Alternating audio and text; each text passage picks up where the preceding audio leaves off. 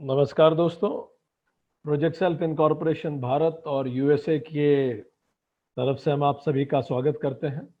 हम धन्यवाद देंगे Indore management association and Tapan Chaure foundation का, जिसके माध्यम से हम आप में से बहुत सारे लोगों तक पहुंच रहे हैं।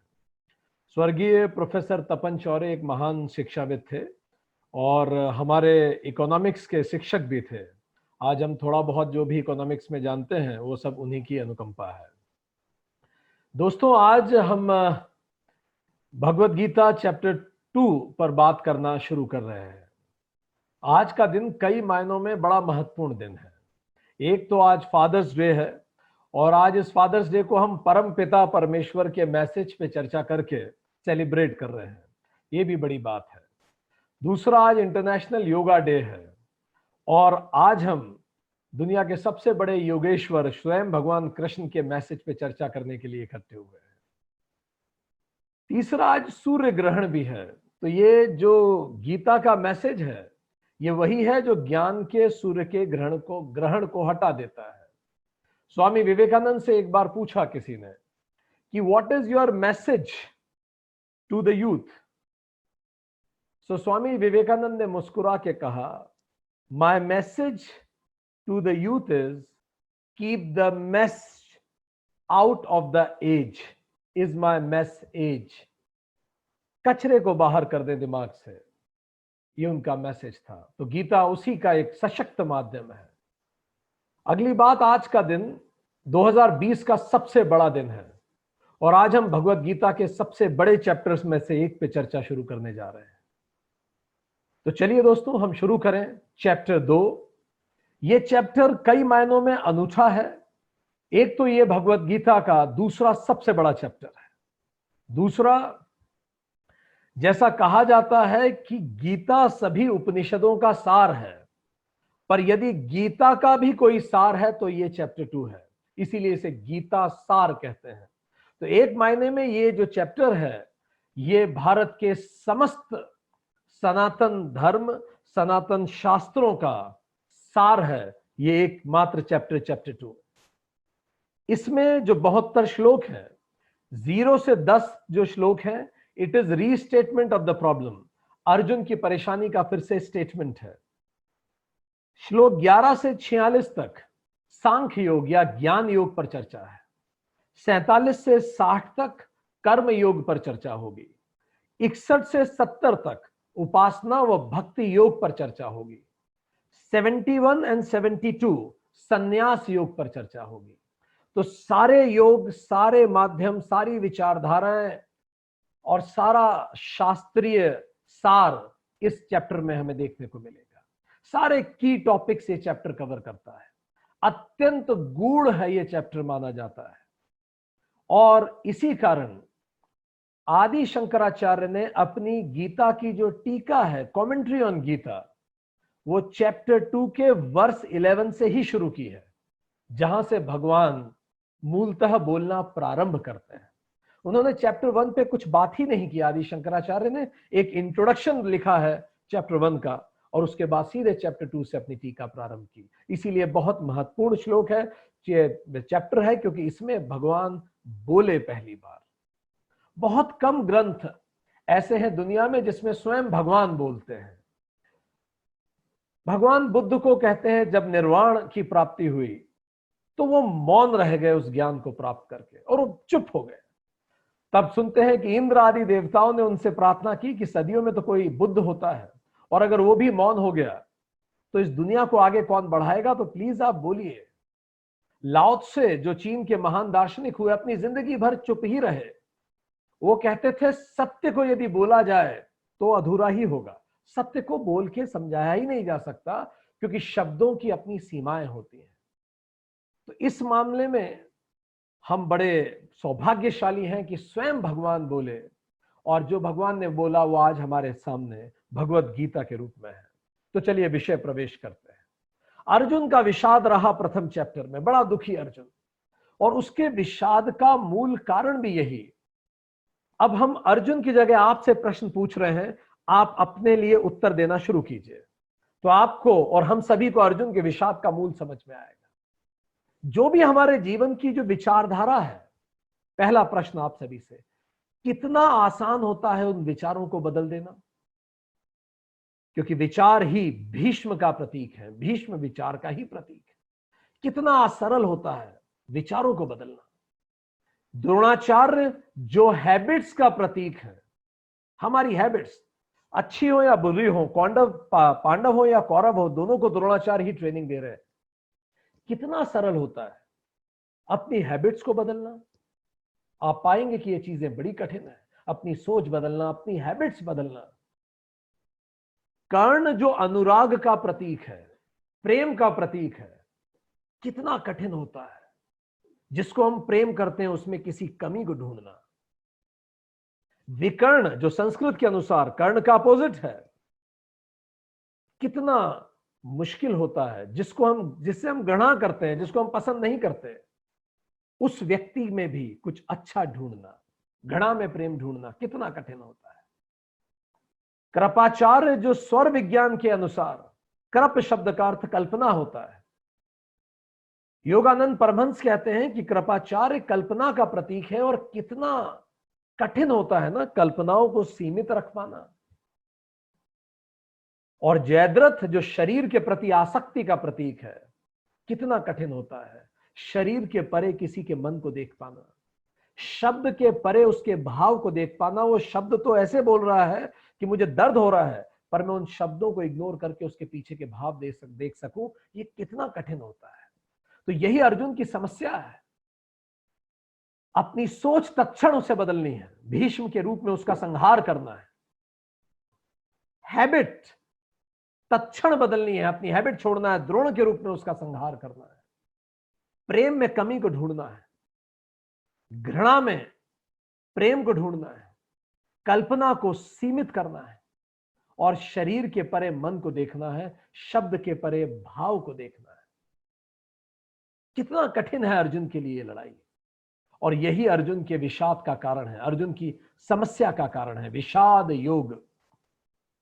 पर अर्जुन इसीलिए कहता है कि मुझे लड़ना ही नहीं है, मैं नहीं लड़ना चाहता, मैं संन्यास लेना चाहता हूं। मैं कहीं जाऊं हिमालय पर, वहां बैठ के तपस्या करूं, क्या मतलब है, इनको मार के क्या जीऊंगा मैं, कैसे इन सबको मार डालूं। और देखा जाए तो प्रथम दृष्टया कृष्ण कह रहे हैं अर्जुन को कि नहीं, तू युद्ध कर, तू हिंसा कर। एक अहिंसक को हिंसा में लगा रहे हैं। पर जरा देखें अर्जुन की हिंसा कैसी है। हमने सुना, और अर्जुन की अहिंसा भी कैसी है। हमने सुना एक जज थे, बड़े विख्यात जज थे, बहुत सारे लोगों पे कैपिटल पनिशमेंट सुना चुके थे, फांसी की सजा बहुत लोगों को दी उन्होंने, और कई लोग फांसी पे झूले भी उनकी सजा के बाद। एक दिन उनके कोर्ट में उनका बेटा ही पेश हुआ, और उनके बेटे पर सजा सिद्ध थी, और सजा वही थी जिसपे कैपिटल पनिशमेंट मिलना ही सिद्ध था। अचानक जज ने कहा कि नहीं नहीं नहीं, फांसी की सजा तो गलत है, ये तो हिंसक है। क्या किसी को मार के किसी की मृत्यु का बदला लिया जा सकता है? इसको मैं कतई नहीं उचित मानता। व्यक्ति को सुधरने का मौका दिया जाना चाहिए, आजीवन कारावास दिया जाना चाहिए, फांसी उचित नहीं है। अब ये जो जज की मन में जो सद्भावना, कंपैशन उत्पन्न हुआ है, ये मानव मात्र के लिए नहीं हुआ है, ये चूंकि पुत्र कटघरे में था इसीलिए ऐसा कंपैशन आ गया। इसी कारण कृष्ण भी इस बात को समझ रहे हैं कि अर्जुन की अहिंसा नहीं है, उसके मूल में अर्जुन अभी भी हिंसक है। गुरु द्रोण को हटा लें, भीष्म को हटा लें, और 3-4 को हटा लें, तो अर्जुन गाजर मूली की तरह सबको काटने को तैयार है। अर्जुन अहिंसक नहीं है, सेलेक्टिव हिंसक हो गया है। क्षणिक वैराग्य में कोई सन्यासी नहीं होता, इसीलिए कृष्ण उसकी बात को ज्यादा तवज्जो नहीं दे रहे हैं। अर्जुन का विषाद इस बात का भी प्रतीक है that every super hero has a low. Her super hero का एक लो जरूर होता है, एक पल आता है जब वो टूट जाता है, और उसी समय पता पड़ता है कि वो एक सामान्य व्यक्ति है या सुपर हीरो है। अंतर क्या होता है इन दोनों में? जब भी प्रॉब्लम आती है, ऑर्डिनरी व्यक्ति तो समस्याओं से दूर भागता है, पर सुपर हीरो समस्याओं की तरफ भागते हैं। Super heroes always run towards the problems, not away from the problems. So Arjun को कृष्ण युद्ध में लगा रहे हैं कि you should not run away from the problems. अब जब ये विषाद है तो इस विषाद को किस तरह से डील किया जाना चाहिए? कई मायनों में भगवत गीता एक महान मनोवैज्ञानिक ग्रंथ है, बहुत बड़ा ग्रंथ, मनोवैज्ञानिक ग्रंथ।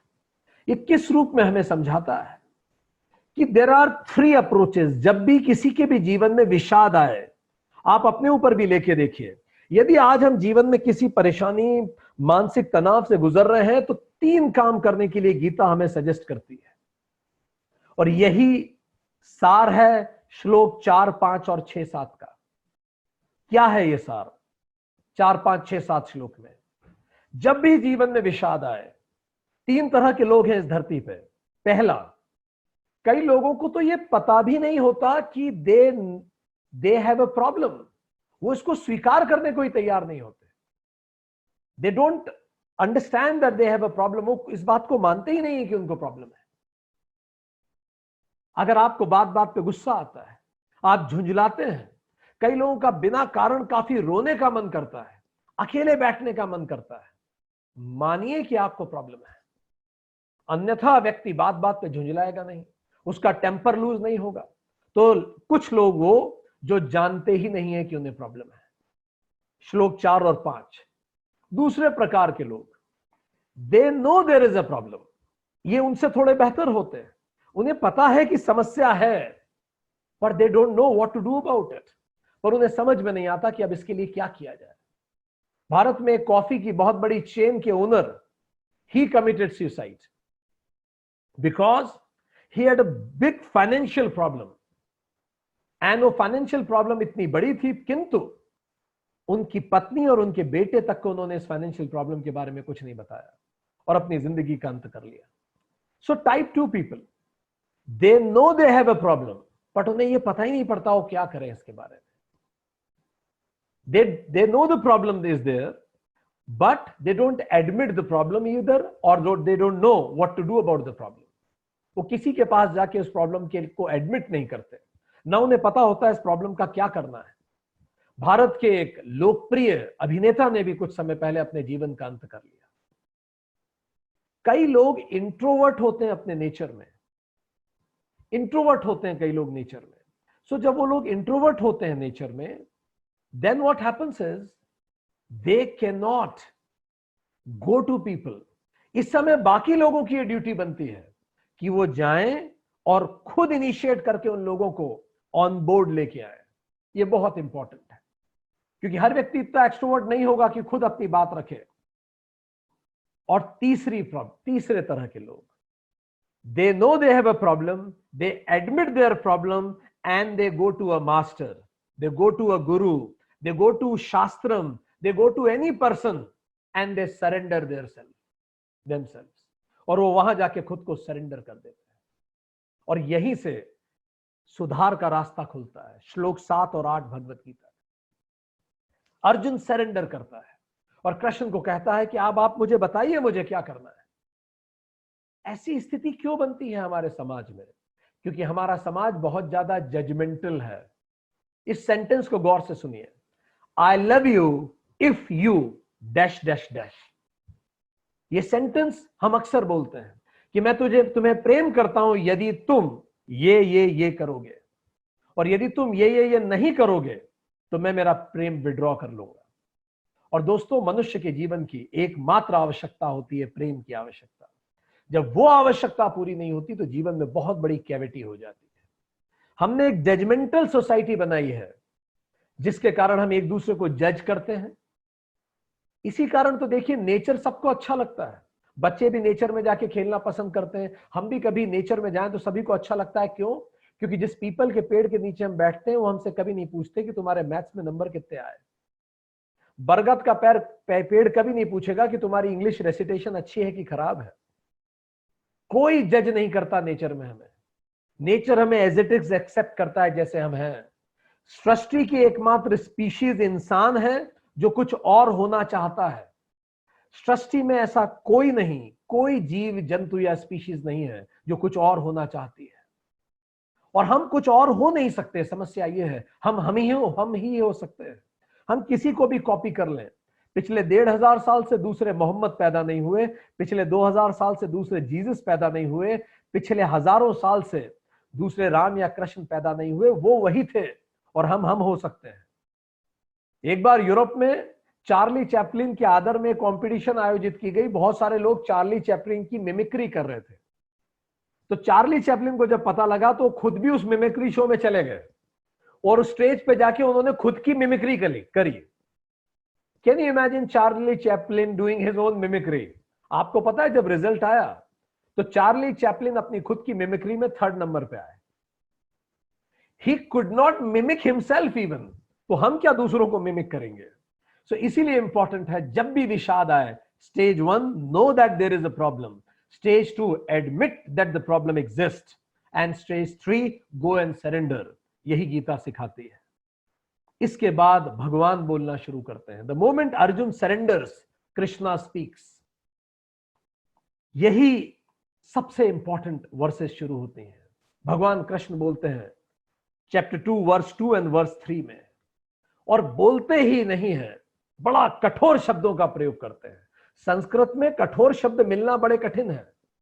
संस्कृत में it is not easy to find a difficult word, पर कृष्ण कहते हैं, कृष्ण अर्जुन को कहते हैं नपुंसक, उठ और लड़ना शुरू कर। अर्जुन विषाद में है और कृष्ण कह रहे हैं नपुंसक, क्लेव्यम, नपुंसक। क्यों कह रहे हैं ऐसा?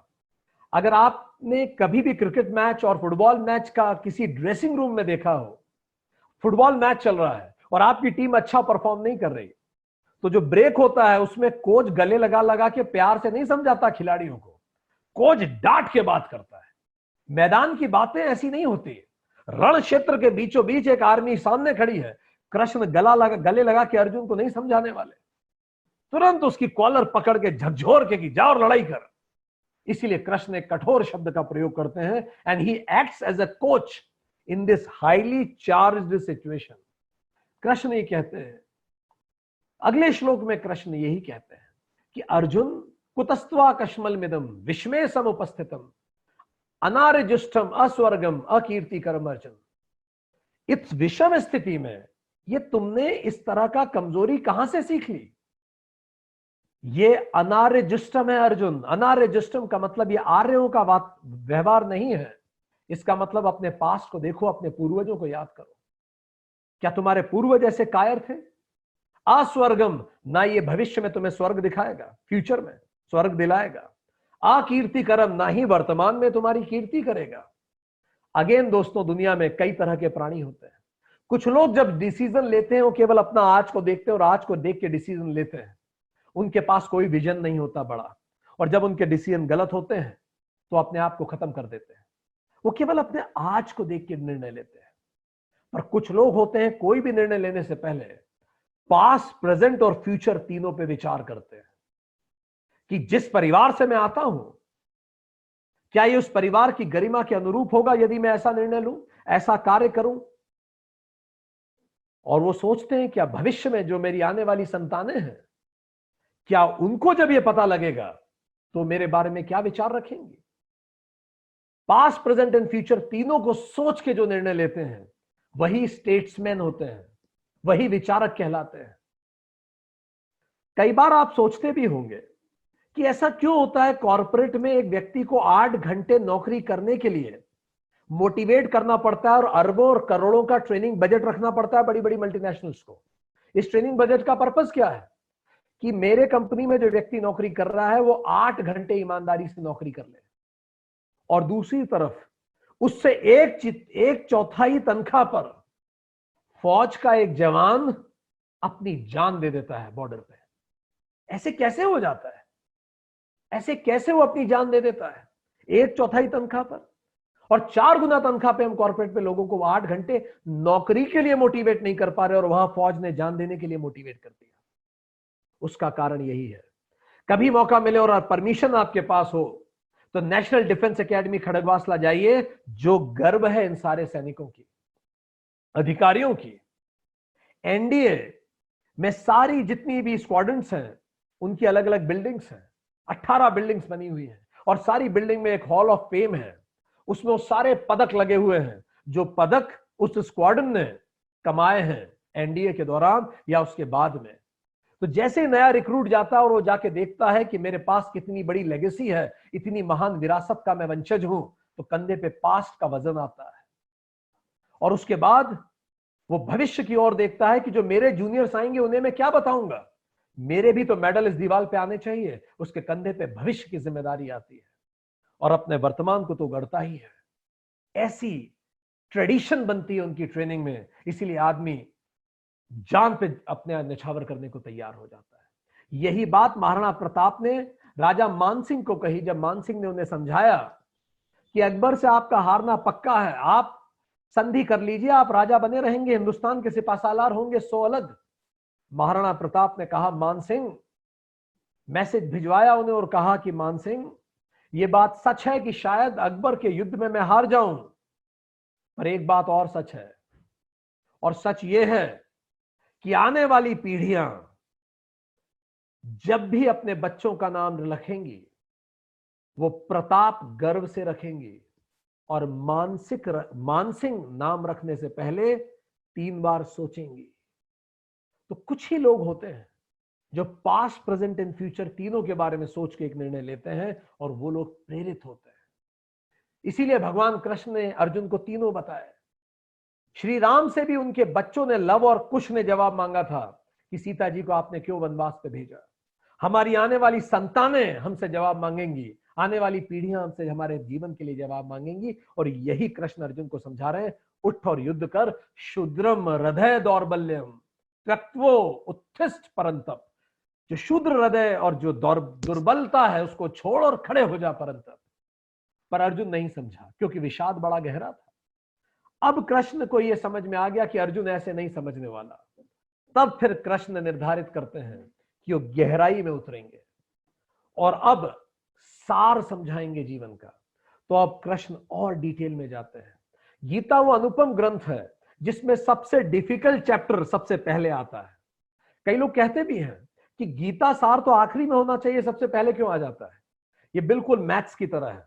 मैथ्स में पहले कंसेप्ट समझा जाता है, क्लास बाद में आती है।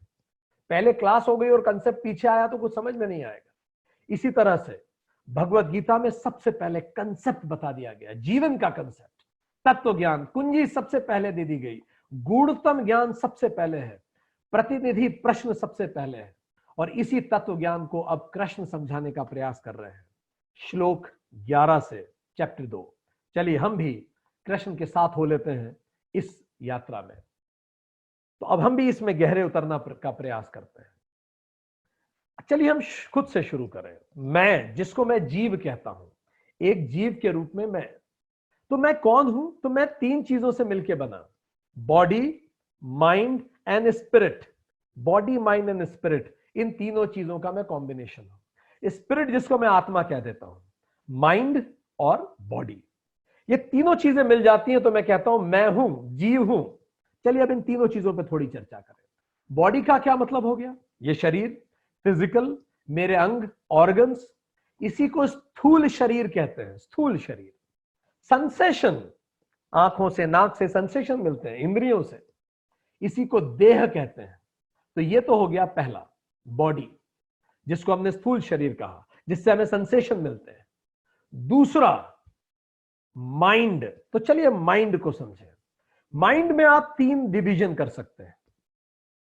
पहला कॉन्शियस माइंड, अभी आप ये सेशन सुन रहे हैं, कॉन्शियसली आप जान रहे हैं इसको, इसी को कॉन्शियस माइंड कहेंगे। दूसरा सब कॉन्शियस माइंड, जो कॉन्शियस माइंड की थोड़ी सी नीचे की लेयर है, सब कॉन्शियस है। ये आपकी प्राइमरी मेमोरी आप कह सकते हैं। थोड़ी जोर लगाएंगे तो आपको कई चीजें याद आ सकती हैं, ये आपकी प्राइमरी मेमोरी में है, सब कॉन्शियस माइंड। और तीसरा है unconscious mind, deep memory, hard drive, secondary memory. इतना आसान नहीं है इससे रिट्राइव कर पाना। सो बॉडी, माइंड, तो माइंड के 3 part, conscious, subconscious and unconscious. Unconscious मतलब गहरी, डीप रूटेड, जो हमारी यादें हैं, जो हमारी सोच है। इस कॉन्शियस माइंड को शास्त्रों ने नाम दिया मन, बुद्धि और अहंकार। मन, बुद्धि, अहंकार, ये कॉन्शियस माइंड है।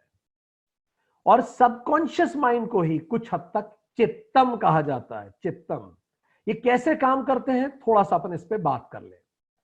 तो मान लीजिए कि एक ऑफिस है, ठीक। शरीर जो है, शरीर उस ऑफिस में फाइल लेके आ रहा है और मन उसका प्रोसेसिंग क्लर्क है, तो फाइल सीधे से मन के पास आती है।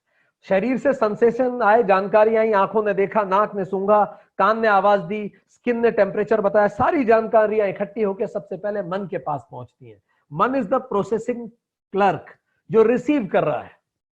अब मन उसकी प्रोसेसिंग करता है। प्रोसेसिंग कैसे करता है? पिछले रिकॉर्ड भी निकाल के देखता है। पिछले record is the memory bank, जिसको हमने कहा चित्तम, मेरी यादें। हर व्यक्ति से जुड़ी हुई मेरी यादें होती हैं। उस व्यक्ति के बारे में मैंने पहले क्या अनुभव किया, उसने मुझे कल क्या कहा था, परसों क्या कहा था, सारी यादें। तो मन, वो जो क्लर्क है, वो पुरानी फाइल्स भी निकाल के देखता है। आइडेंटिटी, फिर मैं खुद को कैसे देखता हूं, ठीक। तो वो जो क्लर्क है उसका खुद का भी नेचर उसमें आता है। तो क्लर्क, उसकी प्रोसेसिंग, उसका नेचर और पुरानी फाइल्स, इस आधार पे वो एक टीप लगाता है फाइल पे और अधिकारी तक फॉरवर्ड कर देता है फाइल। अधिकारी कौन है? बुद्धि, डिसीजन मेकर, जजमेंट लेने वाला। तो बुद्धि के पास वो फाइल पहुंच जाती है। अब बुद्धि उस क्लर्क की टीप को देख के निर्णय लेता है। बुद्धि भी जरूरत पड़े तो पुरानी फाइल मंगवा लेता है। बुद्धि की भी अपनी आइडेंटिटी है, वो अधिकारी का भी अपनी सोच है, अपना व्यक्तित्व है, उसी को अहम अहम कहते हैं। तो फिर वो अधिकारी वो फाइल वापस लौटा देता है मन को, और फिर वो मन वो फाइल को फिर से दे देता है उस व्यक्ति को। तो फिर मन बोलता है कि इसमें ऐसे बोलो, ऐसे बिहेव करो, ऐसे रिएक्ट करो। तो बुद्धि निर्णय लेती है और मन सेंसेस के थ्रू शरीर को बोलता है कि अब ऐसे बिहेव करो। तो ये आपस में इस तरह से काम करते हैं। इसी को हम कहते हैं, इसी को हमने कहा सबकॉन्शियस और कॉन्शियस माइंड। अनकॉन्शियस माइंड क्या है? इसी को शब्द कहा गया वासना। वासना मतलब गंध, वास शब्द से बना। Deep rooted hidden desires are called vasana. तो इस एग्जांपल में वासना क्या है? Organisational culture. हर ऑर्गेनाइजेशन का एक कल्चर होता है। कई जगह काम धीरे होता है, कई जगह करप्शन होता है, कई जगह ऑनेस्टी होती है, कई जगह धर्म से काम होता है, कई जगह अधर्म से काम होता है। सो ऑर्गेनाइजेशनल कल्चर, वो डीप रूटेड कल्चर। कैसे पता लगाएंगे कि आपकी वासना क्या है? एक छोटा सा उदाहरण। आप एक ऑफिस में बैठे हुए हैं, कहीं वेटिंग रूम में बैठे हैं, आपके सामने 5-7 मैगजीन्स पड़ी हुई है। उसमें एक फिल्म इंडस्ट्री की मैगजीन है, एक मैगजीन लेटेस्ट खबरों की मैगजीन है, एक किसी और चीज की है, किसी और चीज की है। आप उसमें से कौन सी मैगजीन उठाएंगे? यह आपकी डिजायर्स पे डिपेंड करता है। वो जो मैगजीन आपने उठाई, वही मैगजीन आपकी डिजायर है। So this is how generally, जब आप अकेले होते हैं, आपको कोई नहीं देख रहा होता है, तब आप क्या कर रहे होते हैं, तब आप क्या सोच रहे होते हैं? ये सब आपकी वासनाओं से ही जनरेट होता है। सो वी अंडरस्टूड कि अनकॉन्शियस इज कॉल्ड वासना। इन तीनों को मिलके हमने कहा mind. Conscious, subconscious and unconscious, इसी को हमने कहा माइंड। माइंड को अगर हम कहें तो इन्हीं को हमने एक शब्द में कहा अंतःकरण, और माइंड को ही कहा जाता है जीवात्मा। जीवात्मा या सोल। तो soul means mind, body means deh, jivatma means mind, और तीसरा जो स्पिरिट है, इसको कॉन्शियसनेस कहा जाएगा, चैतन्य कहा जाएगा, चेतना कहा जाएगा, और इसी को आत्मा कहा जाता है। तो अब 3 चीजें हमने नाम बदल दिए, देह, जीवात्मा और आत्मा, ठीक। Body, mind and spirit. थोड़ा सा समझ लें, जैसे कंप्यूटर का हार्डवेयर है, वो तो देह होगी, शरीर। उसका जो सॉफ्टवेयर है, वही तो उसका मन है, माइंड। उसको आप छू नहीं सकते, पर वही तो सब कुछ करता है। वो हो गई जीवात्मा, सोल। और तीसरा इज इलेक्ट्रिसिटी, बिजली, वो हो गई आत्मा। तो अगर हार्डवेयर भी और सॉफ्टवेयर भी और बिजली नहीं है तो कुछ नहीं हो सकता। ये तीनों कोएग्जिस्ट होना जरूरी है, तभी हम उसको जीव बोलेंगे। ये बिल्कुल वैसा है कि एक कंटेनर में आप पानी भर लें, एक कंटेनर में पानी भर लें, तो जो कंटेनर है हार्डवेयर, उसको हमने कहा देह, शरीर, बॉडी। उसमें जो पानी भरा है, फ्लूइड है, उसको हमने कहा मन, तरल होता है, फ्लूइड होता है। और उसमें सूरज का जो रिफ्लेक्शन आ रहा है, उस रिफ्लेक्शन को हमने कहा आत्मा। अगर मान लीजिए अब कंटेनर टूट गया, तो मैं लिक्विड को दूसरे कंटेनर में डाल दूंगा, और जैसे लिक्विड दूसरे कंटेनर में चला जाएगा, सन फिर से उसी में रिफ्लेक्ट होने लगेगा। तो कंटेनर टूटता है, पानी दूसरे कंटेनर में चला जाता है। तो शिफ्ट क्या हो रहा है एक कंटेनर से दूसरे कंटेनर में? माइंड, जीवात्मा, जिसको हम सोल कहते हैं। पर सन उस कंटेनर में भी रिफ्लेक्ट होता था, और पानी भरने के बाद इस कंटेनर में भी रिफ्लेक्ट होने लगेगा। पर खाली अगर रहे कंटेनर, तो सन रिफ्लेक्ट नहीं होगा। अगर बिजली भी है और हार्डवेयर भी है और सॉफ्टवेयर नहीं है, तो आप करेंगे क्या उस कंप्यूटर का? तो इसीलिए जब भी किसी व्यक्ति की मृत्यु होती है, तो शरीर का अंत हो जाता है। सोल, जिसको मन कहते हैं, जिसको अंतःकरण कहते हैं, ट्रांस माइग्रेट हो जाता है। जीवात्मा शरीर को छोड़ देती है, और आत्मा रिफ्लेक्ट होना बंद हो जाती है। आत्मा कहीं ट्रेवल नहीं करती। सूरज वही है। कंटेनर में जब भी आप पानी भरेंगे, अपने आप दिखने लगेगा। सूरज आता जाता नहीं है। तो जो आना और जाना है, पुनर्जन्म है, ये जीवात्मा करती है, और आत्मा हमेशा स्थायी रहती है। इसी आत्मा को शास्त्रों ने कहा एब्सोल्यूट रियलिटी, जिसको हमने कहा पारमार्थिक सत्यम। आत्मा पारमार्थिक सत्यम है, स्पिरिट। जीवात्मा, इसको हमने कहा, शास्त्रों ने कहा सब्जेक्टिव रियलिटी, या फिर प्रादिभाषिक सत्यम। जो माइंड है, वो प्रादिभाषिक सत्य है। और बॉडी को कहा ऑब्जेक्टिव रियलिटी, व्यवहारिक सत्यम। एक एक करके तीनों को समझ लें। आत्मा एब्सोल्यूट रियलिटी, वो हमेशा रहेगी। जीवात्मा सब्जेक्टिव रियलिटी है, प्रादिभाषिक, केवल आभास में रहती है। और जीव ऑब्जेक्टिव रियलिटी, आपको आंखों के सामने दिखता है, शरीर दिखता है, आभास में नहीं होता। ये कुछ इसको और बेहतर समझने का हम प्रयास करें। एक व्यक्ति था, बिजनेसमैन था, वो बैंक से लोन लेने गया। उसने अपने बेटे को बोला कि जाके, वो ज्वेलरी का मर्चेंट था, उसका सोने का व्यवसाय था। उसने अपने बेटे को बोला, जाओ और दुकान से, ज्वेलरी शॉप से कुछ गोल्ड ले आ, उसको मॉर्गेज करेंगे और लोन लेंगे। बेटा तुरंत गया दुकान में। वहां से दुकान से पिताजी को फोन लगा के बोलता है, पिताजी यहां तो सोना नहीं है। पिताजी चौंक गए। पिताजी ने बोला, अरे पूरी दुकान तो गोल्ड से भरी हुई है। बेटे ने बोला, नहीं पिताजी, यहां तो मैंने पूरा गौर से देखा, सोना नहीं है। पिताजी को लगा कहीं दुकान लूट तो नहीं गई। पिताजी ने फिर से पूछा, बाहर गेट कीपर है? बेटे ने बोला, हाँ गेट कीपर है। फिर से पूछा पिताजी ने, गौर से देखो। बेटे ने बोला, सोना नहीं है। पिताजी का हार्ट दुखने लगा, एकदम से अटैक आने की स्थिति हुई। पिताजी दौड़ के दुकान पे गए, तो पूरी दुकान में सारे आभूषण रखे हुए थे।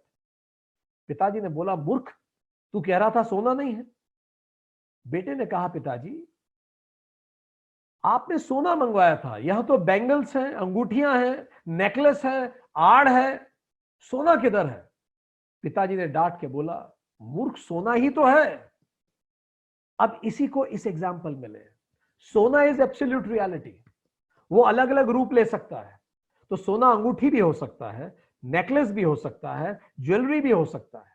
तो जब सोना कोई रूप लेता है जिसको आप आंखों से देख सकते हैं, तो हम उसे क्या कहेंगे? शरीर, या ऑब्जेक्टिव रियलिटी, या हम कहेंगे व्यवहारिक सत्यम, जो आप छू सकते हैं, जिसको टेंजिबल होता है। पर अगर मैं कहूं कि ये अंगूठी बहुत सुंदर है, तो हो सकता है हमें बहुत सुंदर लगती हो क्योंकि हमारे पिताजी की हो, और आपको बड़ी ऑर्डिनरी लगती हो क्योंकि आपको तो ये इसका डिजाइन पसंद नहीं आया। तो ये अंगूठी सुंदर है कि नहीं, ये कैसे निर्धारित होगा? क्योंकि सुंदरता केवल दिमाग में है। तो इसी चीज को कहा गया सब्जेक्टिव रियलिटी, प्रादिभाषिक, केवल आभास में है, ये कहीं अस्तित्व में नहीं है। तो सुंदरता की सारी चीजें आभास है। सोच हमारी, तो ये हमारी सोच, हमारी दुनिया होती है। सबकी अपनी अपनी सोच है, और हम लड़ते रहे चीन की सोच यह है कि वो जमीन चीन की है, भारत की सोच यह है जमीन हमारी है। पूरा वर्ल्ड वॉर हो गया सोच में। सोच ही तो है। और अगर हम दोनों भगवान से पूछे तो शायद भगवान हंसेगा और पूछेगा क्या जमीन सच में तुम लोगों की है? So the point here is कि हमारी सोच इस प्रादिभाषिक सत्यम, सब्जेक्टिव रियलिटी। अब हम थोड़ा सा और उतरते हैं अंदर। अगर हमें पता लगाना है हमारे आसपास कौन सी रियलिटी क्या है, तो एक सिंपल सा एसिड टेस्ट है। अपने आसपास देखिए और जो चीज हमेशा रहेगी, जो पास्ट में थी, प्रेजेंट में है और फ्यूचर में भी रहेगी, उसको कहा जाता है एब्सोल्यूट रियलिटी। बस वही आत्मा है। जरा देखिए आसपास क्या है। जो भी चीजें आपके आसपास हैं, हमारे आसपास हैं, जो हमेशा रहने वाली हैं, वही आत्मा है। तो आप देखेंगे मकान 100 साल में खत्म हो जाएगा, ये प्लास्टिक 25,000 साल में खत्म हो जाएगा, 250 साल में खत्म हो जाएगा। हमेशा कुछ नहीं रहने वाला। तो जो हमारे आसपास हम देख पा रहे हैं वो आत्मा नहीं है। It is not absolute reality. अगली चीज, आप आसपास जो भी देख पा रहे हैं, जिसको आप छू सकते हैं, अपनी आंखों से देख सकते हैं, उसको कहा जाता है ऑब्जेक्टिव रियलिटी। इसका मतलब जो पास्ट कल नहीं था, पास्ट में नहीं था, प्रेजेंट आज है, फ्यूचर में फिर से नहीं होगा। जैसे मकान आज से 200 साल पहले नहीं था, 200 साल बाद भी नहीं होगा, पर आज तो है। तो इसको हम क्या कहेंगे? Objective reality. जैसे ये अंगूठी, आज से 100 साल पहले सोना थी और 100 साल बाद फिर से सोना हो जाएगी। अंगूठी का रूप केवल आज अंगूठी है, तो आज में से अंगूठी कह सकता हूं। तो जो फिजिकल फॉर्म है उसको कहेंगे ऑब्जेक्टिव रियलिटी, जिसको आप छू सकते हैं। सब्जेक्टिव रियलिटी क्या है फिर? जो ना पास्ट में थी, ना फ्यूचर में होगी, ना प्रेजेंट में ही है, ये केवल आपके दिमाग में एग्जिस्ट करती है और कहीं नहीं। हम आपसे पूछे दुनिया की सबसे सुंदर महिला कौन सी है, शायद आप कहें आपकी माता जी। ये सबका अलग अलग विचार हो सकता है, क्योंकि सुंदरता एक सब्जेक्टिव फिनोमिना है। तो जो हमारे विचारों से बने, जिसको हम कई बार संस्कार भी कहते हैं, कई बार हमारी परंपराएं कहते हैं, ये सब क्या है? जिसको हम संस्कृति कहते हैं, ये सब सब्जेक्टिव रियलिटी है। हर देश की अपनी अपनी संस्कृति होती है और उसके लिए हम लड़ सकते हैं आपस में, ठीक। सो इस तरह से कृष्ण की पूरी गीता इन तीनों रियलिटीज में आती जाती रहती है और आज हम इन्हीं पे चर्चा करने वाले हैं। तो सबसे पहले हम चर्चा करेंगे एब्सोल्यूट रियलिटी पे, जिसको हम कहते हैं आत्मा। हम और गहराई से देखें। सो आत्मा वो बिजली है। यदि आप कंप्यूटर बंद भी कर दें तो भी बिजली तो है घर में। उसी बिजली से आप अलग अलग इंस्ट्रूमेंट चला सकते हैं, पर बिजली तो रहती है। जैसे सन रहता है, आप उसको यूज करें ना करें वो आपकी इच्छा है। सो आत्मा हमेशा रहती है। तो कृष्ण सबसे पहले कहते हैं, जब अर्जुन दुखी होता है तो कृष्ण कहते हैं, हे अर्जुन, जो चला गया या नहीं आया तू उसकी चिंता मत कर। गतासून अगतासून नश्य नानुशोचन्ति पंडिता। जो विद्वान होते हैं वो जो जा चुका है उसकी चिंता नहीं करते और न ही उसकी चिंता करते हैं जो अभी आया नहीं है। क्यों? कई लोग आपने इस धरती पे देखे होंगे, उनकी जिंदगी के 3 ही सबसे बड़े दुख हैं, वुड, कुड और should. I should have done that, I could have done that, I would have done that. वो हमेशा पास्ट में ही जीते हैं। मुझे ऐसा कर लेना चाहिए था, मुझे वैसा करना चाहिए था, मुझे ये करना चाहिए था, मुझे वैसा नहीं करना चाहिए था। गिल्ट, पूरा समय उनका जीवन इसी में जाता है। कृष्ण कहते हैं, अर्जुन, वो लोग विद्वान नहीं होते जो हमेशा पास्ट में जीते हैं, और न ही वो विद्वान होते हैं जो भविष्य के लिए एंजाइटी करते रहते हैं। ऐसा हो गया तो क्या होगा, वैसा हो गया तो क्या होगा, वो ये कहेंगे तो क्या होगा। विद्वान इस पे ज्यादा विचार नहीं करते, वो इससे परेशान नहीं होते।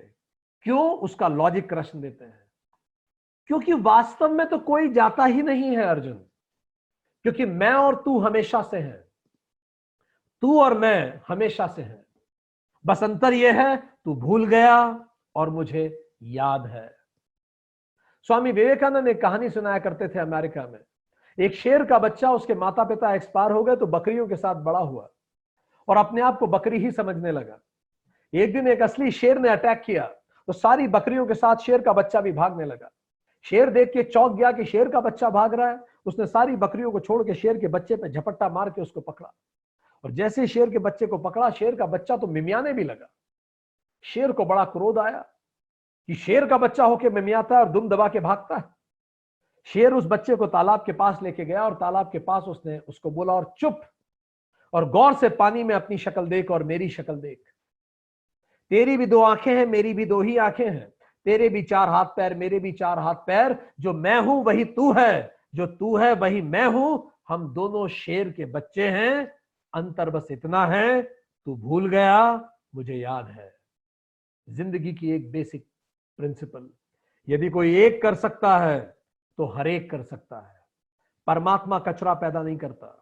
शेर का बच्चा शेर होता है और परमात्मा का बच्चा परमात्मा होता है। इसीलिए स्वामी विवेकानंद हमें कहते हैं, हम लोग अमृतस्य पुत्र हैं, हमें घबराने की जरूरत ही नहीं है। भगवान कृष्ण कहते हैं, कोई कभी मरा ही नहीं है, हम सब पहले भी थे, हम सब आज भी हैं, और इससे स्पष्ट पुनर्जन्म को नहीं कहा जा सकता। उन्होंने बहुत स्पष्ट इस बात को समझा दिया कि जो हमेशा से है वो कभी खत्म नहीं हो सकता। जो सत्य है, जो आत्मा है, जो शाश्वत है, वो कभी खत्म नहीं हो सकता। और जो टेम्पररी है वो कभी परमानेंटली हो ही नहीं सकता। जो सत्य है वो कभी असत नहीं होगा, और जो असत है वो कभी सत्य नहीं हो सकता। श्लोक 16। क्या मतलब है इसका? कि जब भी मैं खुशियों को चाहता हूं टेम्पररी चीजों से, तो टेम्पररी चीजें मुझे परमानेंट हैप्पीनेस नहीं दे सकती। बहुत स्पष्ट कृष्ण ने बताया। हिंदुस्तान के एक प्रसिद्ध लोकप्रिय अभिनेता ने 50 पॉइंट्स की एक लिस्ट बनाई, और वो एक से बढ़कर एक पॉइंट्स। बहुत ही विद्वान वो अभिनेता, योग्य, इंजीनियरिंग में भारत में रैंक लाया हुआ। वो 50 पॉइंट्स की अगर आप लिस्ट देखें तो जीवन के सपनों से भरपूर है वो पॉइंट, पर वो पॉइंट अधिकतर टेम्पररी हैं, और टेम्पररी पॉइंट्स परमानेंट हैप्पीनेस नहीं दे सकते। कृष्ण ने बता दिया। हर वो रिश्ता जो आपको सुख दे रहा है, कृष्ण कहते हैं लिख के ले लीजिए, दुख देगा। हर वो चीज जो आज आपको सुख दे रही है वो दुख जरूर देगी, क्योंकि जो भी चीज टेम्पररी है वो परमानेंट हैप्पीनेस दे ही नहीं सकती। हैप्पीनेस टेम्पररी ही होगी।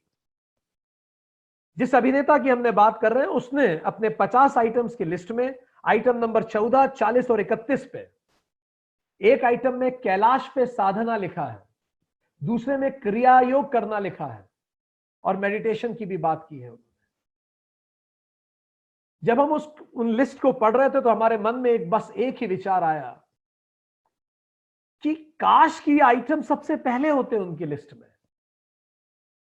क्योंकि दोस्तों, ये जो टेम्पररी चीज होती है, ये जो हैप्पीनेस देती है, इसको कहते हैं सिंथेटिक हैप्पीनेस, और जो परमानेंट चीज हैप्पीनेस देती है उसी को हम कहते हैं ऑथेंटिक हैप्पीनेस। जो स्वयं में प्रसन्न है उसको खुश होने के लिए किसी चीज की आवश्यकता नहीं है।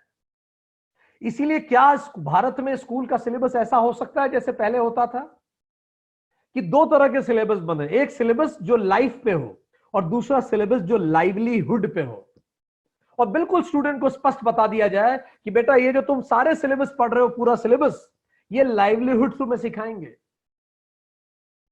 साइंस तुम्हें जीने का तरीका सिखा देगा, पर जीवन क्या है वो जानने के लिए तुम्हें वो सिलेबस पढ़ना पड़ेगा जो सिलेबस लाइफ का सिलेबस है। इसीलिए वेदों ने शुरू में ही डिवाइड कर दिया, कर्मकांड और ज्ञान कांड। कर्मकांड इज लाइवलीहुड और ज्ञान कांड इज लाइफ इटसेल्फ। ऐसा देश हम बनाएं ताकि इस तरह के कोई सुसाइड्स हमारे सामने ना आए। हर व्यक्ति को, हर बच्चे को हम बचपन में सिखा दें कि बेटा ये जितनी चीजें हम तुम्हें स्कूल में पढ़ा रहे हैं, it is only for livelihood. इससे प्रसन्नता की अपेक्षा मत रखना। और अगर तुम्हें लाइफ पर सीखनी है, खुश रहना सीखना है, तो बेटा ये दूसरा सब्जेक्ट पढ़ो, और दूसरा सब्जेक्ट का ही नाम वेदांत या गीता है। सो इसीलिए जिससे हम खुद को जो समझेंगे, अगर हम खुद को रिलेट करेंगे हमारी पॉपुलैरिटी से, नाम से, शोहरत से, रुतबे से, जिससे हम खुद को आइडेंटिफाई करेंगे, वैसे ही हमारा मन होने लगेगा। एक व्यक्ति बड़ा दुखी परेशान हुआ, गुरु के पास पहुंचा, गुरु जी को बोला मेरे जीवन में बड़े दुख हैं। गुरु जी ने उसको एक मुट्ठी नमक दिया और एक गिलास पानी दिया, बोला इसमें नमक डाल दे, पूरी उसने मुट्ठी नमक की पानी में डाली और बोला पी जा। उसने पानी पिया, पानी खा रहा था, उसने बोला पानी खा रहा है। गुरु ने बोला अब एक मुट्ठी और ले और पास वाले मटके में डाल दे। उसने एक मुट्ठी नमक लिया और मटके में डाल दिया, बोला अब पानी पी। तो शिष्य ने बोला अब पानी ऑर्डिनरी है, कोई खारा नहीं है, जैसा होता है वैसा है, हल्का सा पर टिंच है खारेपन का। गुरु ने बोला अब ये मुट्ठी भर नमक लेके तालाब में डाल दे। उसने तालाब में डाल दिया। गुरु ने बोला अब टेस्ट करके बता। शिष्य ने बोला अब तो मीठा है पानी, नमक दूर दूर तक नहीं। गुरु ने बोला पर देख नमक अभी भी मुट्ठी भरी है, समस्या तेरी अभी भी इतनी है, पर पहले तेरी आइडेंटिटी केवल ग्लास जितनी थी, फिर तेरी आइडेंटिटी मटका हुई और फिर तेरी आइडेंटिटी पूरा झील हो गई। तो देख वो खारापन खत्म हो गया। हमारी लिमिटेड आइडेंटिटी खारापन देती है हमें। एक महिला, उनकी शादी कर दी गई, पिता ने ज्यादा पढ़ाया लिखाया नहीं, जो हस्बैंड थे उन्होंने अच्छा व्यवहार नहीं किया, वो आगे बढ़ना चाहती थी, बड़ा खराब व्यवहार उनके साथ हुआ। जब तक वो खुद को एज ए वाइफ आइडेंटिफाई करती थी, होपलेस खुद को मानती थी। एक दिन उन्होंने खुद की आइडेंटिटी चेंज की कि मैं केवल वाइफ नहीं हूं, मैं इंसान भी हूं। उन्होंने यूपीएससी की एग्जाम दी, फाइनली एग्जाम में सेलेक्ट हुई, क्लास 1 ऑफिसर बनी। उन्होंने अपने हस्बैंड को डाइवोर्स दिया और अपनी नई जिंदगी शुरू की।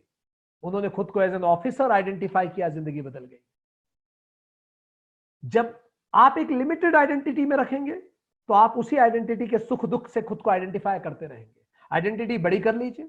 अगर एक ऑफिसर की आइडेंटिटी आपको और बेहतर फील करा सकती है, एक व्यक्ति की आइडेंटिटी आपको और बेहतर फील करा सकती है, तो सोचिए अगर आप आत्मा से खुद को आइडेंटिफाई करेंगे तो आप कितना बेहतर फील कर पाएंगे। यही कृष्ण कहना चाह रहे हैं, the smaller the identity the bigger the problem. छोटा ग्लास में नमक खारा ही होगा। The bigger the identity the lesser will be the problem. कोई प्रॉब्लम फिर नहीं बचेगी। Grow bigger, then your problems will cease to exist as a problems. How you identify yourself with. महारानी विक्टोरिया जो ब्रिटेन में हुई, उनके हस्बैंड का नाम था एल्बर्ट। एक बार दोनों में किसी बात पे विवाद हो गया, एल्बर्ट नाराज हो गए, दरवाजा बंद करके बैठ गए। कुछ समय बाद जब महारानी नॉर्मल हुई, उन्होंने दरवाजा नॉक किया। एल्बर्ट ने पूछा कौन है, तो महारानी विक्टोरिया ने बोला ब्रिटेन की महारानी। एल्बर्ट ने दरवाजा नहीं खोला और चुप रहे। फिर से दरवाजा नॉक किया। एल्बर्ट ने फिर पूछा कौन है, तो महारानी ने उत्तर दिया विक्टोरिया। एल्बर्ट ने दरवाजा नहीं खोला। फिर से नॉक किया महारानी ने। एल्बर्ट ने पूछा कौन है। महारानी ने बड़े प्रेम से कहा योर्स बिलीवेड, तुम्हारी प्रेमिका। तुरंत दरवाजा खोल दिया उन्होंने। यही मीरा ने कहा था, यही रूमी ने कहा था, यही सूफी संत कहते हैं, यही कबीर ने कहा, यही नानक ने कहा, आप आइडेंटिफाई किससे करते हैं। अगर आप अपने छोटे मोटे रोल से आइडेंटिफाई करेंगे, कई लोगों को आपने देखा होगा बॉस का व्यवहार उनके प्रति अच्छा नहीं है तो उनका दिन जीवन सब खराब हो जाता है, क्योंकि वो अपने आप को केवल एज एन एम्प्लॉय आइडेंटिफाई करते हैं। Let's get a broader identity. यही स्वामी विवेकानंद ने बोला, कुएं के मेंढक ना बने, समुद्र के मेंढक बने। हम ही, कृष्ण गीता में कहते हैं, हम ही अनश्वर, अपरिवर्तनीय और अविनाशी हैं। और जिस आत्मा की बात कर रहे हैं हम ही हैं। कृष्ण कहते हैं तू किसी को नहीं मार रहा, आत्मा तो शाश्वत है, न कभी जन्म लेती है न कभी मरती है, तो सूरज की तरह रिफ्लेक्ट होती है। इमर्सन जैसे एक महान पोएट ने वेदांत को पढ़ा और इस बात को समझा, और इमर्सन अपनी ब्रह्मन पोएम में लिखते हैं, यदि हत्यारा समझता है कि वो मारता है या मारे जाने वाला समझता है कि वो मारा जाता है, तो वो दोनों ही सूक्ष्म बात को भली भांति नहीं जानते। वो दोनों ही इस सूक्ष्म बात को नहीं जानते कि मैं ही बना रहता हूं, मैं ही चला जाता हूं और मैं ही फिर लौट के आ जाता हूं। ऐसा कभी हुआ ही नहीं कि मैं नहीं रहा। इसीलिए वर्ष 24, 25, 29 और 30 में कृष्ण कहते हैं आत्मा में छेद नहीं हो सकता, उसे जला सुखा नहीं जा सकता, वो अचल और अविकारी है। इलेक्ट्रिसिटी में कोई विकार नहीं होता। आप उससे बाथरूम की लाइट चालू कीजिए या मंदिर की, इलेक्ट्रिसिटी थोड़ी खराब हो जाती है। इसीलिए शोक न कर, कृष्ण कहते हैं। बुद्ध जब एक्सपायर हुए, उनके प्रिय डिसाइपल आनंद का कहीं मन नहीं लगा, तो आनंद के ध्यान में बुद्ध आए और बुद्ध ने कहा आनंद, मैं कहीं नहीं गया, मैं तो इन हवाओं में हूं, मैं इन पत्तों की सरसराहट में हूं, मैं जब पानी गिरता है तो उस पानी में हूं, जो दिशाएं में तू चलता है मैं उसमें हूं, मैं चारों तरफ अव्याप्त हूं, विभुम व्यापकम। यही तो आत्मा की परिभाषा है। वो गाना आपने सुना है ना, वादियां मेरे मेरा दामन, रास्ते मेरी बाहें, जाओ मेरे सिवा तुम कहां जाओगे। So it is omnipresent. Crito ने सुकरात को पूछा कि मैं तुम्हें कैसे दफनाया जाए सुकरात।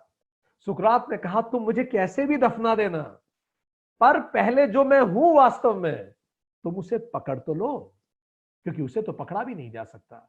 तो कृष्ण अर्जुन को कहते हैं, अर्जुन निर्भीक हो, ऐसा कभी नहीं रहा कि हम नहीं रहे, हम हमेशा थे और रहेंगे। निर्भीक होकर लड़, नौकरी कर, बिजनेस कर, और अपने आप को सही चीज से आइडेंटिफाई कर।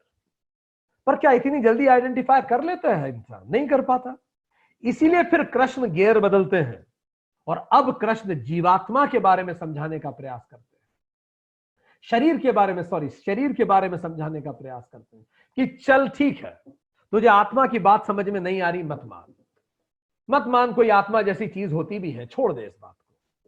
शरीर तो तुझे दिखता है ना, तो तू शरीर को तो मानता है, तो अगर शरीर है तो शरीर कभी ना कभी तो मरेगा ही, तो फिर इस जो मरने वाला शरीर है इसके लिए क्या शोक करना और क्यों परेशान होना इतना? ये आज नहीं तो कल खत्म हो जाएगा, इसीलिए भी लड़। अब देखिए श्लोक 26, कृष्ण सीधे बात कर रहे हैं ऑब्जेक्टिव रियलिटी की, शरीर की बात कर रहे हैं कि ये शरीर तो मरने के लिए ही पैदा हुआ है। अगर तू अपने आप को केवल शरीर से ही आइडेंटिफाई करता है तो यही ठीक। बड़े बड़े लोगों ने गलती करी, माइकल जैक्सन जैसे एक आर्टिस्ट को भी, उनको मरना नहीं था। माइकल जैक्सन, अगर आपने उन्हें पढ़ा हो, 150 साल जीना चाहते थे। वो चाहते थे कि मैं 150 साल जीऊं, उसके लिए उन्होंने सारे आयोजन किए। माइकल जैक्सन के घर में 20 डॉक्टर रहते थे, 12 डॉक्टर्स की एक टीम 24 घंटे अरेंज उनके लिए रहती थी, ताकि कब उनको जरूरत पड़ जाए। इतनी ही एक बड़ी टीम उनके कसरत के लिए रहती थी। उनको रोज खाना खिलाने से पहले वो खाना लेबोरेटरी में टेस्ट होता था कि इसकी क्वालिटी कैसी है। 25 साल तक उन्होंने वही खाना खाया जो डॉक्टर्स ने टेस्ट करके बताया कि खाना ठीक है। किसी पब्लिक प्लेटफॉर्म पे वो बिना ग्लव्स पहन के नहीं जाते थे, ताकि हाथ से कोई वायरस ना आ जाए, बैक्टीरिया ना आ जाए। मुंह पे हमेशा मास्क रख के पब्लिक में जाते थे उस जमाने में। माइकल जैक्सन ने प्लास्टिक सर्जरी करके अपनी स्किन, वो काले थे, अपनी स्किन को गोरा कर लिया, अपनी आइडेंटिटी चेंज कर दी, अपने काले सारे रिलेटिव से रिश्ता खत्म कर दिया। उन्होंने शादी भी जिनसे की वो भी वाइट थी लगातार, और उन्होंने कई लोगों से ऑलरेडी एग्रीमेंट कर रखे थे कि यदि मान लीजिए मुझे शरीर में किसी चीज की आवश्यकता हो जाए तो आप मुझे ऑर्गन डोनेट कर दो, और उनके जीवन भर का खर्चा माइकल जैक्सन उठाते थे। वो जिस बिस्तर पे सोते थे वो ऑक्सीजन वाला बेड होता था कि पता नहीं कब ऑक्सीजन की जरूरत पड़ जाए। ऑर्गन डोनर्स तैयार थे हर चीज के लिए। इससे ज्यादा कौन आयोजन कर सकता है अपने आप को स्वस्थ रखने का? पर फाइनली जब उनका समय आया, दुनिया भर के बेहतरीन डॉक्टर्स की टीम वहां जमा हो गई, पर माइकल जैक्सन को बचाया न जा सका। और जब उनका पोस्टमार्टम हुआ तो पता लगा कि उनकी पूरी हड्डियां लगभग चरमरा चुकी थी, और प्लास्टिक सर्जरी से उनके शरीर में इतने इंजेक्शन लग चुके थे कि उनको उस दर्द सहने के लिए उन्हें बहुत सारी एंटीबायोटिक लेनी पड़ती थी। पसलियां और कंधे की हड्डियां टूट चुकी थी, शरीर पूरा हड्डियों का ढांचा बन चुका था, और वो खत्म हो गए। यही सिकंदर का दर्द था। कितने लोग हुए जिन्होंने कोशिश की कि शरीर को बचाने की, पर कौन बचा पाया? सिकंदर ने भी कहा था कि जब मेरी अंतिम यात्रा निकले तो डॉक्टर ही उसको कंधे पे ले जाएं, ताकि देखने वाले याद रहे मैंने पूरी दुनिया जीतने का प्रयास किया और कोई डॉक्टर मुझे बचा ना सका। इसी कारण तो जब महिला बुद्ध के पास आई, जिसने बोला मेरे बच्चे को जिंदा बचा दीजिए, मेरा बच्चा मर गया, उसे फिर से जीवित कर लीजिए, आप तो भगवान हैं। बुद्ध ने कहा मैं जरूर कर दूंगा, पर पहले मुझे एक मुट्ठी चावल उस व्यक्ति के घर से लाके दो जहां कभी कोई किसी की मृत्यु ना हुई हो। यह निश्चित सत्य है जीवन का। अर्जुन, इस सत्य को स्वीकार कर और आगे बढ़। अगर तू खुद को मरनाशील ही मानता है। पटाचारा जिसका पूरा जीवन बर्बाद हो गया, बुद्ध ने पटाचारा को समझाया। पटाचारा एक ऐसी महिला जिसके पिता, पति, माता और दोनों बच्चों की मृत्यु 24 घंटे के अंदर हो गई। कल्पना कीजिए उसका दर्द। माता, पिता, पति और दोनों बच्चे 24 घंटे के अंदर मृत्यु को प्राप्त हो गए। ऐसी दुर्घटना उसके जीवन में हुई। बुद्ध ने पटाचारा को कहा, जीवन ऐसा ही है पटाचारा, विलाप न करो। वह बिन बुलाए आ गया था, तुम्हारा पुत्र बिना पूछे चला गया। पृथ्वी पर थोड़ी देर सांस लेने ही तो वो आया था। एक रास्ते से वो आया और दूसरे रास्ते से चला गया, तुम क्यों रोती हो? सॉन्ग ऑफ सिस्टर्स 1909 में लिखा गया। तो इसी बात को कृष्ण फिर से समझाने की प्रयास कर रहे हैं कि पूरा जीवन बिल्कुल उस प्रकार है कि जैसे हमारे शास्त्रों में आता है, एक आदमी के पीछे एक पागल हाथी पड़ गया। आदमी दौड़ने लगा और दौड़ते दौड़ते एक खाई में गिर गया, पर जैसे वो खाई में गिरा तो उस एक पेड़ को पकड़ के लटक गया, वो नीचे गिरा नहीं। उसने नीचे देखा तो शेर दहाड़ मार रहे थे, ऊपर हाथी चिंगाड़ रहा था। वो हाथ छोड़ता तो शेर खा जाता, ऊपर चढ़ता तो हाथी खा जाता, और लकड़ी को पकड़ा हुआ था पेड़ की।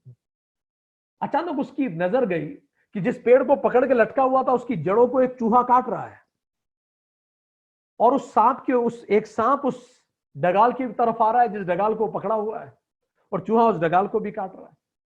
अचानक उसकी नजर ऊपर गई तो वहां एक बर्रैया का छत्ता था,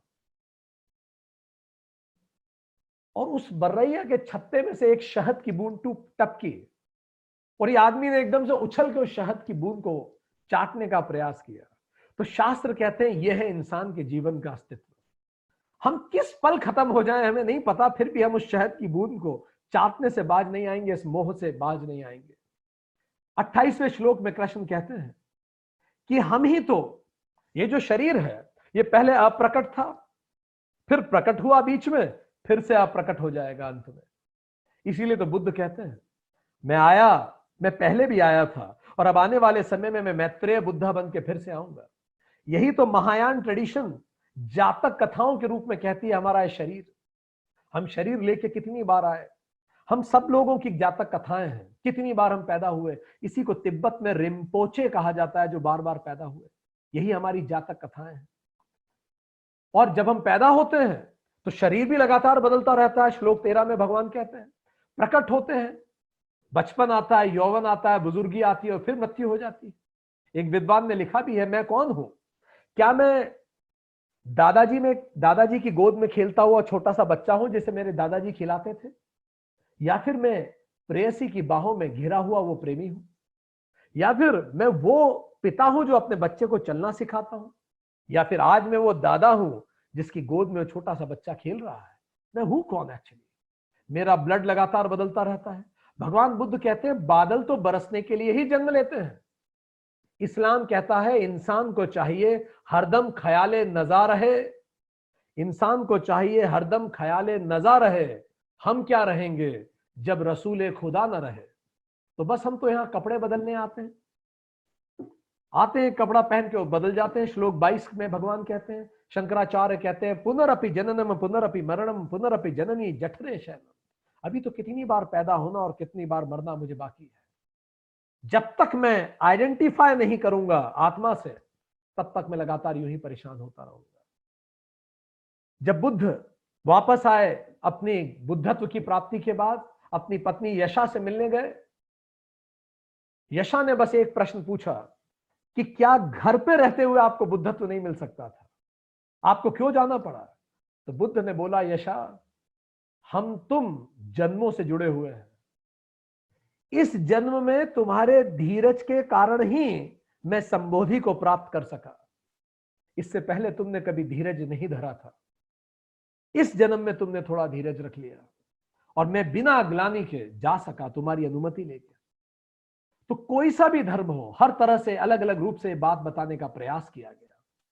फिर कृष्ण आगे कहते हैं, चल ठीक है यार, तुझे अगर ऐसे भी समझ में नहीं आता है, शरीर को भी छोड़ दे। फिर कृष्ण जाते हैं सब्जेक्टिव रियलिटी, जिसको जीवात्मा कहते हैं। सब्जेक्टिव रियलिटी, ये जो शरीर का जो हमारा मन है, उस पर कृष्ण जाते हैं। ठीक कि चल ठीक है, अगर तू इस बात को भी नहीं मानता तो ये जो मन है इसको समझाने का प्रश्न करते हैं। कृष्ण ये कहते हैं कि अर्जुन, ये जो मन है ये द्वैत की भाषा में ही बात करता है। तू क्षत्रिय है, अब युद्ध कर। अब कृष्ण तीसरी तरह से उसको समझाने का प्रयास कर रहे हैं। पहले आत्मा समझाने का प्रयास किया, फिर देह से समझाने का प्रयास किया, और अब उस मन को समझा रहे हैं जिसको जीवात्मा कहते हैं। सो देह को समझाने का प्रयास किया कि अर्जुन ये जो देह है, शरीर है, अब जो समझाने वो मन को समझाने का प्रयास कर रहे हैं कि ठीक है, तू मन से तो क्षत्रिय है, तूने क्षत्रिय कुल में जन्म लिया तो तू युद्ध कर। 1704 चमकौर का युद्ध, मात्र 40 सिख से योद्धा थे जो भिड़ गए थे 10 लाख की मुगल आर्मी के साथ। गुरु गोविंद सिंह ने उसका नेतृत्व किया और उसी की प्रेरणा को लेकर 1897 में सारागढ़ी की बैटल में, जिस पे बाद में मूवी भी बनी, 21 सिख योद्धा 20,000 की अफगान आर्मी से भिड़ गए। सो अर्जुन, एक क्षत्रिय के रूप में तुझे अपने कर्तव्य का पालन करना चाहिए। यही क्षत्रिय का धर्म है। स्वर्ग के द्वार तभी तो खुलेंगे जब तू अपने कर्तव्यों का पालन कर। स्वर्ग के द्वार, यही बात गुरु गोविंद सिंह ने कही थी जब उन्होंने खालसा के लिए लोगों को पुकारा था कि कोई 5 लोग हैं जो धर्म के लिए अपने आप को बलिदान देने को तैयार हैं। इसी को इस्लाम जिहाद कहता है। इसी में हमजा का नाम उल्लेखित होता है इस्लाम में। हमजा को कहा जाता है सैयदुश शहदा। इसका अर्थ जो महाराज है शहीदों का भी, पहला व्यक्ति जो इस्लाम के नाम पे शहीद हुआ वो हमजा। इसी को क्षत्रिय लोग शाका कहते हैं कि मर जाएंगे पर कुछ कर जाएंगे। यही भगत सिंह ने किया। स्वर्ग का द्वार खुलता है। भगवान कृष्ण कह रहे हैं कि अर्जुन तू युद्ध कर, और अगर तूने पीठ दिखा दी तो अपयश होगा। बिल्कुल वैसा ही अपयश होगा जैसे टीपू सुल्तान जब अपने किले में वापस दौड़ रहे थे अंग्रेजों से लड़ते समय, तो एक गद्दार ने दरवाजा बंद कर दिया था। जैसे मीर काफिर और मीर जाफर और मीर कासिम ने गद्दारी करी थी अपने मुल्क के साथ बंगाल में, जैसे गंगू रसोइये ने गद्दारी करी थी और गुरु गोविंद सिंह की माताजी और बच्चों को पकड़वा दिया था मुगलों के हाथ। अपयश होगा नहीं लड़े तो। ब्रिटेन द्वितीय विश्व युद्ध में लड़ाई से सरेंडर करने को तैयार था, पर चर्चिल ने बोला कि नहीं, हम लड़ेंगे। और चर्चिल की वो फेमस स्पीच जो दुनिया की बेहतरीन स्पीच में आती है, 3 शब्द की वो स्पीच, 3 वर्ड्स बार बार उन्होंने कहे। He said never give up, never give up, never give up. कुछ हो जाए हम गिव अप नहीं करेंगे, मर जाएंगे पर हम कर जाएंगे। सो भगवान कह रहे हैं अपयश होगा तेरा, अकीर्ति होगी, मनुष्य तेरी हंसी उड़ाएंगे, लोग तुझे डरपोक समझेंगे, शत्रु तेरी निंदा करेंगे। इसीलिए अर्जुन उठ और स्वधर्म का पालन कर, क्योंकि तेरा क्षत्रिय होना ही स्वधर्म है। तो अब कृष्ण तीसरे समय तरह से समझा रहे हैं कि चल, यदि तू खुद को आत्मा न मानता हो, चल यदि तू देह पे भी बात नहीं समझ रहा, तो कम से कम ये बात तो समझ कि लोग तेरी हंसी उड़ाएंगे। कहां एक तरफ भगवान आत्मा की बात कर रहे हैं कि अनश्वर है, और कहां दूसरी तरफ भगवान देह की बात कर रहे हैं कि अभी खत्म हो जाएंगे, और कहां तीसरी तरफ भगवान बोल रहे हैं लोग क्या कहेंगे। आप सोचिए कितनी अलग अलग तरह से समझाने की कोशिश, क्योंकि भगवान जानते हैं मन तो चंचल है। आज ये बड़ा परेशान है, हो सकता है 10 मिनट इसके मन में कोई बात जम जाए, ये भिड़ के लड़ने लग जाए, क्योंकि मन तो ऐसे ही होता है, बदलता रहता है। अभी जिसमें विषाद है कल उसी में अनुराग आ सकता है। इसी को स्टॉकहोम सिंड्रोम कहते हैं। 1973 में शब्द कॉइन किया गया। स्टॉकहोम सिंड्रोम क्या है? कुछ लोगों ने अपहरण कर लिया बैंक के कुछ मुलाजिम्स का, बैंक के कुछ एम्प्लॉइज का। उसमें 3 महिला और 1 पुरुष का अपहरण किया गया। 6 दिन अपहरणकर्ताओं ने उन लोगों को बंदी बना के रखा। 6 दिन बाद जब पुलिस ने पकड़ लिया अपहरणकर्ता को और इनको बंदियों को छुड़ा लिया, तो बंदियों ने कोर्ट में गवाही देने से मना कर दिया उस व्यक्ति के खिलाफ जिन्होंने उसे बंदी जिसने उन्हें बंदी बनाया था। और तो और उन 3-4 लोगों ने पैसा इकट्ठा किया और जेल में उस व्यक्ति से मिलने जाते थे जिन्होंने बंदी बनाया। यहां तक नहीं, पैसा इकट्ठा करके उनके लिए कोर्ट केस भी लड़ा कि इस व्यक्ति को आजाद कर दो। जिसने अपहरण किया उसी से अनुराग हो गया। इसी को स्टॉकहोम सिंड्रोम कहते हैं कि इंसान का मन किसी से भी कनेक्ट हो सकता है, अपहरणकर्ता से ही कनेक्ट हो जाए तो। 1933 में भी एक ऐसा ही केस आया था। मैरी नाम की एक लड़की का अपहरण हो गया और फाइनली जब उसको आजादी मिली तो मैरी नाम की उस लड़की ने आत्महत्या कर ली कि मुझे आजाद क्यों किया गया, मैं उन्हीं के साथ रहना चाहती थी। मन तो कब अटैच हो जाए, कब किसको दुश्मन मान ले, कब किसको अपना मान ले, क्या पता। क्या शादियों में हम ऐसा नहीं देखते? आज किसी को प्रेम करते हैं, उससे शादी कर लेते हैं, फिर कुछ समय बाद जब डाइवोर्स की स्थिति आती है, वही सबसे बड़ा दुश्मन हो जाता है। क्या कह सकते हैं? तो इसीलिए कृष्ण अब मन को भी समझा रहे हैं कि ये मन, तो कृष्ण ये समझाने का प्रयास कर रहे हैं कि मन द्वैत की भाषा बोलता है। प्लेजर, पेन, गेन, लॉस, जय, विजय, पराजय, तो इस भाषा से ही समझ ले। पर जो व्यक्ति मन के परे चला जाता है, वो इस भाषा के भी परे चला जाता है। वो अपयश और यश में एक जैसा हो जाता है। अर्जुन वैसा नहीं है। वो सफल असफलता में बिल्कुल एक जैसा हो जाता है। अर्जुन वैसा नहीं है। अर्जुन घबरा सकता है सुन के कि लोग मेरी हंसी उड़ाएंगे। बड़ा छोटा में भी वो व्यक्ति संभाव होता है। जो व्यक्ति इस मन के परे जाता है, जो द्वैत की भाषा, श्लोक 14 में भगवान बोलते हैं, जो इस द्वैत से ऊपर निकल जाता है, वो शांत हो जाता है। और इसीलिए जब देवदत्त ने बुद्ध को कहा कि मुझे माफ कर दीजिए, मैंने गलत किया। देवदत्त बुद्ध के कजिन थे, बचपन से लेकर बड़ी उम्र तक बुद्ध के साथ बुरा करते रहे। तो बुद्ध ने कहा मुझे तुम्हारा कोई बुरा याद नहीं। तभी तो वो बुद्ध हो पाए। ना तुम्हारा अच्छा कुछ याद, ना कुछ बुरा याद। इसीलिए तो रूमी लिखते हैं, out beyond ideas of wrong doing and right doing. Wrong doing and right doing के आइडियाज के बहुत आगे देयर इज अ फील्ड, एक जगह है। I will meet you there, मैं तुम्हें वहां मिलूंगा, जहां सही गलत पे हम जिरह नहीं करेंगे। अच्छा बुरा, बड़ा छोटा, सही गलत, यश अपयश, मिलन वियोग, कामना भय, भूत भविष्य, रूप कुरूप, अपमान सम्मान, इन सब के परे भी एक जीवन होता है, जहां व्यक्ति एक दूसरे को व्यक्ति के रूप में पसंद करते हैं, ना कि उन्हें जज करते हैं। मैं तुम्हें वहां मिलूंगा, रूमी ने कहा। इसी को कृष्ण कहते हैं समत्व ही योग है। इसी को कृष्ण कहते हैं द्वैत के बीच में एक रिक्त स्थान है, वहां अवस्थित हो जाना ही योग है।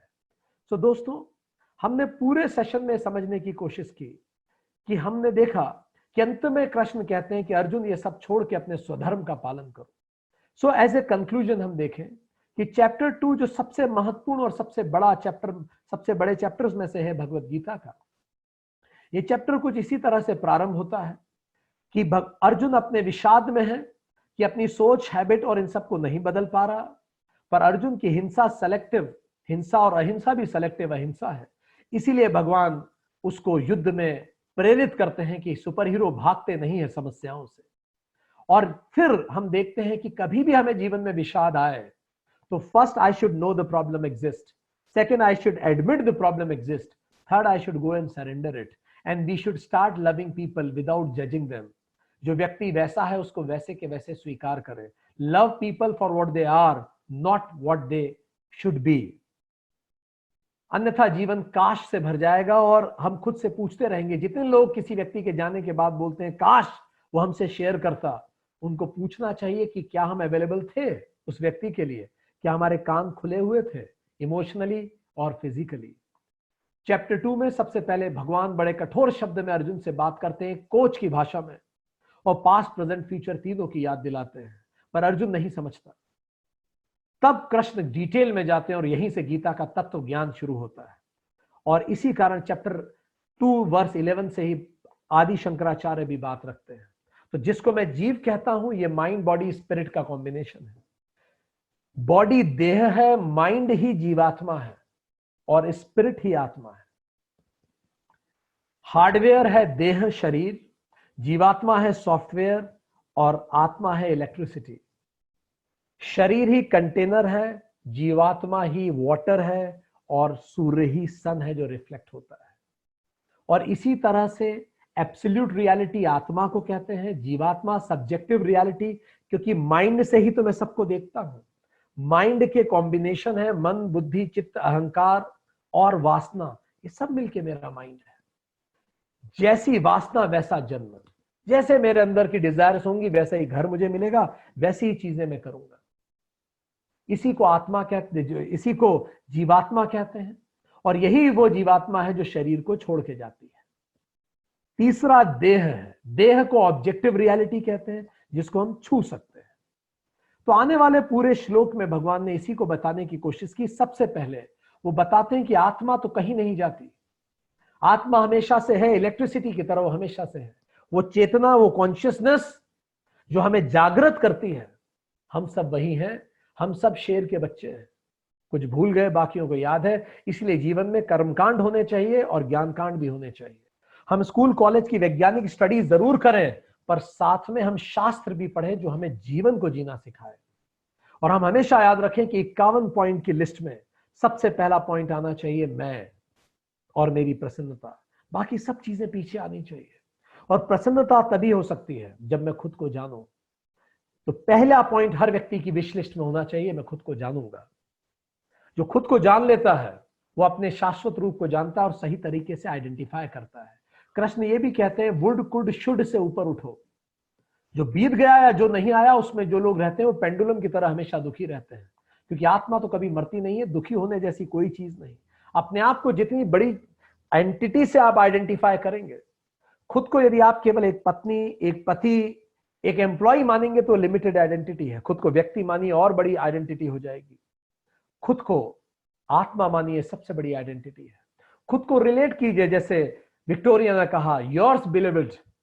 ऐसे मीरा की तरह जब परमात्मा को कहा जाए, जैसे कबीर, नानक और सूफी संत कहते हैं योर्स बिलीव्ड, जिसी को तो हाल कहते हैं, इसीलिए तो गोल गोल करके डांस करते हैं सूफी संत। जितना बड़ी आइडेंटिटी होगी प्रॉब्लम छोटी होने लगेगी।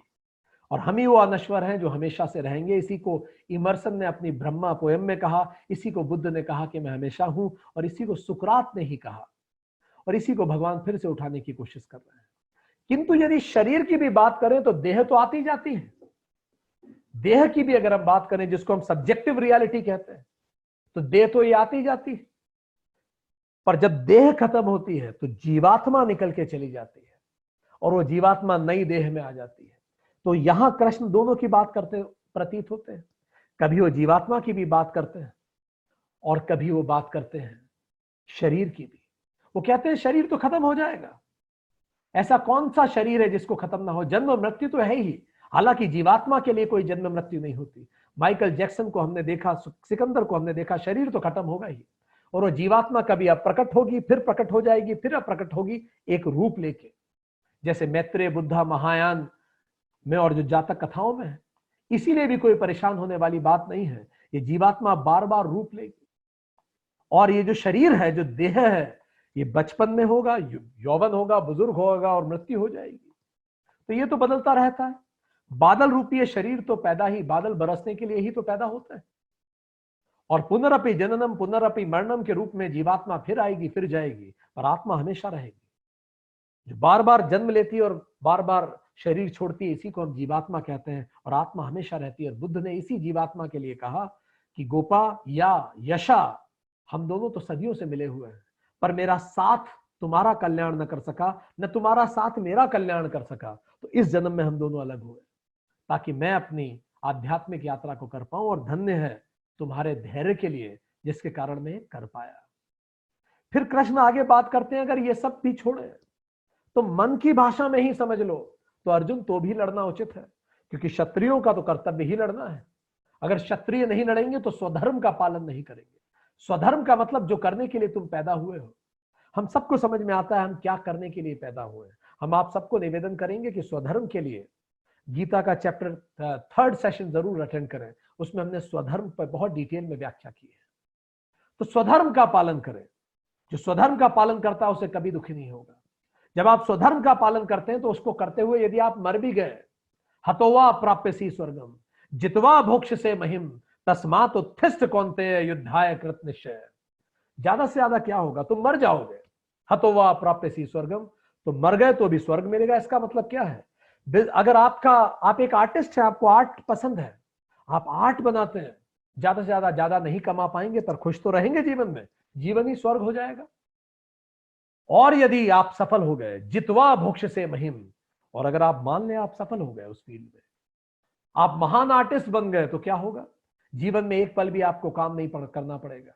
पूरा जीवन एक केक वॉक हो जाएगा, खूबसूरती से जीवन बीतेगा। तो दोनों हाल में तुम प्रसन्न तो जरूर रहोगे। इसीलिए उठो और स्वधर्म का पालन करो। युद्ध करना ही तुम्हारा स्वधर्म है। यहां से अगर तुम कैलाश भी भाग गए पर मन में तुम्हारा क्रोध बना रहेगा। इसीलिए फील्ड से भागना संन्यास नहीं है। आज के लिए इतना ही। Thank you very much.